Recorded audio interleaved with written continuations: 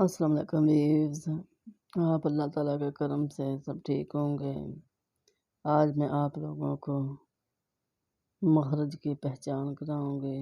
مخرج ہے کیا، نکلتے کہاں سے ہیں، کیسے کیسے نکالنے ہیں اور ان کا کس کے ساتھ تعلق ہے، کیسے ادائیگی ہونی ہے۔ مخارج الحروف، مخارج مخرج کی جمع ہے اور مخرج کا مطلب ہے نکلنے کی جگہ، یہ کہاں سے نکلنے ہیں۔ اور پھر کل مخارج کتنے ہیں؟ کل مخارج 17 ہیں۔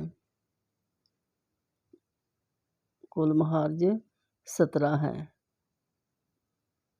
اور انسان کے منہ میں جو دانت ہوتے ہیں وہ 32 ہوتے ہیں۔ وہ تو ہر ایک کو پتہ ہے 32 دانت ہوتے ہیں، جن میں سے 12 دانت اور 20 داڑیں ہیں۔ 12 دانت اور 20 داڑیں ہیں۔ یہ حرف کی ادائیگی جو ہے، مخرج کی ادائیگی جو ہے، جو ہم لوگ قرآن پڑھتے ہیں، یہ نورانی قاعدہ پڑھتے ہیں، ان کی پہچان اسی سے ہوتی ہے کہ کہاں سے کیسے حرف کو ادا کرنا ہے۔ سب سے پہلے ثنایا علیہ، ثنایا علیہ اور ثنایا سفلی۔ ثنایا علیہ کسے کہتے ہیں؟ سامنے والے اوپر نیچے کے 4 دانت۔ وہ 4 دانت کون سے ہوں گے؟ یہ والے، یہ بھی میں آپ لوگوں کو دکھا رہی ہوں۔ یہ 2 ہیں، یہ کیلے ثنایا علیہ ہیں، یہ والے یہ ثنایا علیہ، اور نیچے والے 2 دانت لیں گے، پھر وہ ثنایا علیہ اور ثنایا سفلی ہو جائیں گے، ان کے 4 دانت ہو جائیں گے۔ یہ والے ہیں، دھیان سے دیکھیے گا ان دانتوں کو۔ یہ جو 2 دانت ہیں، ان دانتوں کو ثنایا علیہ کہیں گے، اور نیچے والے 2 دانت جو ادھر سامنے والے لیں گے تو وہ ثنایا سفلی ہو جائیں گے۔ یہ جو ہو جائیں گے 4 دانت۔ اس کے بعد آ جائیں گے ربائی۔ ربائی کیا ہے؟ ربائی بائیں دائیں، یعنی کہ بائیں دائیں دائیں بائیں کے اوپر نیچے کے 4 دانت، یہ ہیں ربائی۔ ربائی ربا، 4 کو کہتے ہیں ربا اور ربائی۔ یہ جو 4 دانت ہیں انہیں ربائی کہیں گے۔ کیا کہیں گے بھی؟ انہیں ہم ربائی کہیں گے۔ یہ پینسل سے میں اس لیے کہہ رہی ہوں تاکہ آپ لوگوں کو پتہ چل جائے۔ یہ ربائی دانت ہے۔ اس کے بعد آ جائیں گے زواحق۔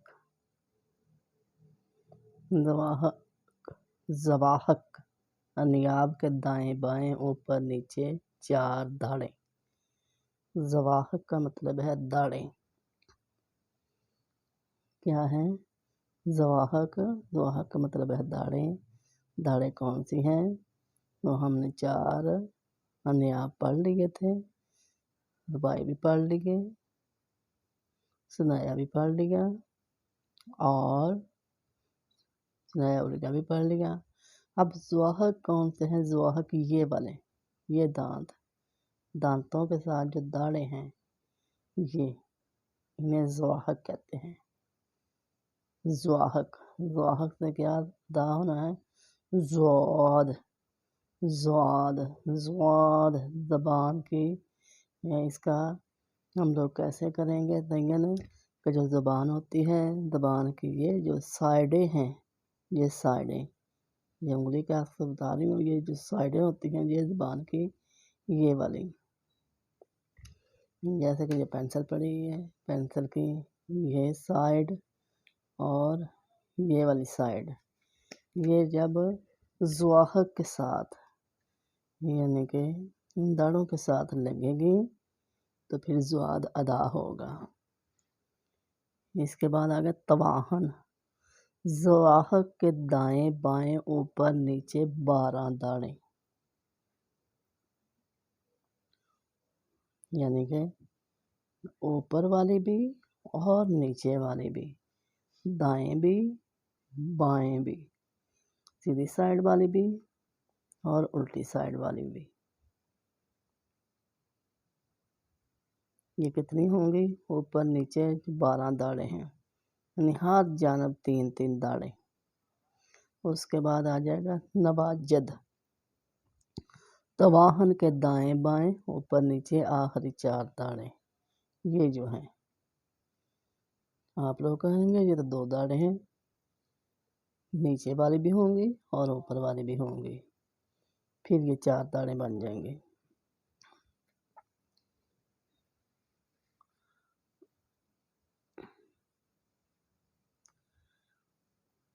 اب آ جائے گا اقصائے حلق، حلق کا منہ دور اور سینے کے قریب والا حصہ۔ اقصا حلق کیا ہوتا ہے؟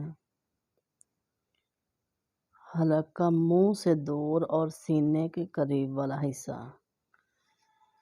اس کا بھی ہم آپ لوگوں کو آسان طریقہ بتاتی ہوں۔ کیا ہے کہ یہ پینسل ہے، پینسل، یہ جو حصہ شروع والا ہوگا یہ سینے والا ہوگا، اسے یہ اقصا حلق نہیں ہے، سوری، یہ ایک حلق کا حصہ ہے اور یہ درمیان والا حصہ صبرکار نے، اور پھر یہ اینڈ والا، یہ جو اینڈ والا ہوگا جو سینے کے ساتھ ملا ہوگا، یہ جو اینڈ والا حصہ ہوگا جو سینے کے ساتھ ملا ہوا ہوگا وہ اقصا حلق کہلائے گا، اور جو درمیان میں آئے گا جو منہ کے اندر جو درمیان والا آئے گا اسے درمیانہ حلق کہیں گے۔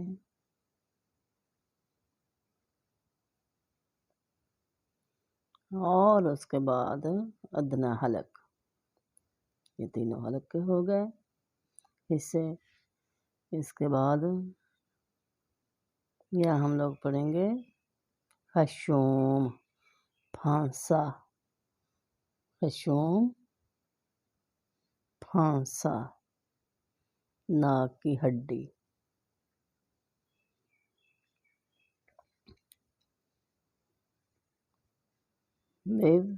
اب یہ ہے مخارج کی تفصیل۔ ہر حرف کا مخرج معلوم کرنے کا طریقہ یہ ہے کہ حرف کو ساکن کر کے شروع میں الف لگا کر پڑھیں۔ جیسے کہ آپ لوگ کہتے ہیں کہ ہمیں حرف نکالنا نہیں آتا، سبق کو پڑھنا نہیں آتا، ادا کرنا نہیں آ رہا، تو اس کا طریقہ یہ ہے کہ حرف کو ساکن کر کے شروع میں الف لگا کر پڑھیں گے تو جو آواز ٹھہرے گی، جو آواز ٹھہرے گی وہی حرف کا مخرج ہوگا۔ جیسے کہ حمزہ زبر با اب، حمزہ زبر جیم آج، حمزہ زبر عین آ، حمزہ زبر کاف، حمزہ زبر یا ای، اب، آج، آ تو، آ، ای۔ جیسے کہ یہ ہے لام پیش واؤ لو، لام زیر لی، با زبر الف با، یہ عین غین کہاں سے ادا ہوں گے؟ یہ جو حلق کا شروع والا حصہ میں آپ کو بتایا تھا وہاں سے عین غین خا ادا ہوں گے۔ کیا ہوں گے؟ غین اور خا ادا ہوں گے، اور درمیانے حلق سے ہا عین، ہا عین درمیان والے حلق سے ادا ہوں گے، اور اقصائے حلق، حلق جو سینہ کے ساتھ ملا ہوگا سے حمزہ ہا وہاں سے ادا ہوں گے۔ اس کے بعد قاف جو لٹکا ہوتا ہے کوا اس کے ساتھ ٹکرانا ہے، پھر ادا ہوگا قاف، قاف۔ یہ جب لٹکا ہوا کوا جو ہے اس کے ساتھ ٹکرائے گا تو پھر کاف، قاف، کاف ادا ہوگا۔ زبان کی جڑ اور لحاظ کے مقابل تالو سے نکلتا ہے۔ کہاں سے ادا ہونا ہے؟ زبان کی جو جڑ ہوتی ہے، جو ادھر سے زبان شروع ہوتی ہے، زبان کی جڑ ادھر شروع سے نہیں ہونی، زبان کی جڑ گلے سے جو شروع ہوتی ہے اسے زبان کی جڑ جب کوے کے ساتھ ٹکرائے گی، لحاظ آسان لفظوں میں آپ لوگوں کو بتا دیتی ہوں، جب کوے کے ساتھ لٹکے گی، وہ ٹکرائے گی، تب کاف ادا ہوگا۔ کاف کی اچھی طرح مشق کر لیجئے گا۔ قاف، یہ میں پڑھ رہی ہوں، میری آواز نکل رہی ہے نا، ویسے ہی آپ لوگوں نے پڑھنا ہے۔ زبان کا جو شروع حصہ ہے، یہ نہیں ہم لوگوں نے سمجھنا کہ جو زبان جو ہے نوک وہاں سے زبان شروع ہوتی ہے، زبان ادھر سے شروع ہوتی ہے، وہ زبان کا حصہ جو جڑ ہے زبان کی، اس سے کوے کے ساتھ ٹکرانا ہے، پھر قاف ادا ہوگا۔ اب بھی وہ دو نقطوں والا کاف تھا، یہ کاف جو ہے سادہ کاف ہے، ذرا نیچے منہ کی جانب زبان کی جڑ کے قریب اور اس کے مقابل تالوں سے ادا ہوتا ہے۔ وہ تو کاف ادھر سے ادا ہوا تھا، اب یہ ذرا اس سے ہٹ کے، یعنی کہ ادھر سے تھوڑا سا ہٹ کے ادا ہوگا۔ کہاں سے؟ منہ کی جانب زبان کی جڑ کے قریب، یعنی کہ ادھر تو جڑ ہے زبان کی، اور یہاں سے یہ ادا ہوگا۔ کیا ہوگا؟ کاف، نرمی سے پڑھیں گے۔ اس کے بعد بھی آئے گا جیم، شین، یا۔ یہ کہاں سے ادا ہوں گے؟ جیم، شین، یا۔ یہ کہا زبان کا درمیان اور اس کے مقابل تالو کے ملاپ سے ادا ہوتے ہیں۔ جیم، شین، یا۔ زبان کا درمیان اور اس کے مقابل تالو کے قریب سے ادا ہوتے ہیں۔ یہ زبان جو ہوتی ہے، یہ زبان اب صبر کا کہ زبان ہے، زبان کا جو درمیان والا حصہ ہے وہ تالو کے مقابل، یعنی کہ جو اوپر تالو ہوتا ہے تالو کے ساتھ ملے گا، تب وہ جیم، شین، یا ادا ہوگا۔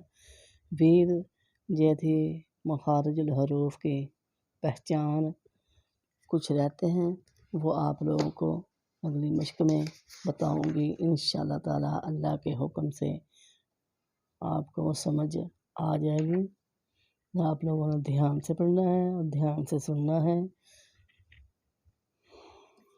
اپنا خیال رکھیے گا اور قرآن پاک کو صحیح پڑھنے کی کوشش کیجیے گا۔ اللہ حافظ۔